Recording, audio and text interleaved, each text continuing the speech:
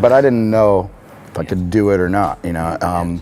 Footage from Guns N' Roses' concert in Argentina has completely blown up online, and it's pure chaos. Axl Rose was back in full rockstar mode, kicking over gear, tossing his mic, and storming off stage in the middle of a song. The crowd went wild, clips spread like wildfire, and fans everywhere started asking the same question: what on earth just happened? Some thought Axl was furious. Others said it was just vintage Axl doing what he does best, causing a scene. But now, Guns N' Roses themselves have stepped in to set the record straight. And their response? Let's just say it's as funny as it is unexpected. And how many albums they got? You know, it's like, I have a couple, and they have they have a stack. During the Buenos Aires show, Axl Rose didn't hold back. Fans watched in shock as he kicked drummer Isaac Carpenter's bass drum, flung his mic at the kit, and stormed off mid-song. The clips quickly went viral, with fans sharing every angle and reaction. Memes exploded online, and social media lit up with theories. Was Axl mad at the new drummer? Was something else going on backstage? The moment captured the essence of classic Guns N' Roses: unpredictable, wild, and impossible to ignore. But while fans debated what it all meant, the real story behind Axl's outburst was only just starting to surface. It'd been measured a lot against, singing it, and there's nothing I can.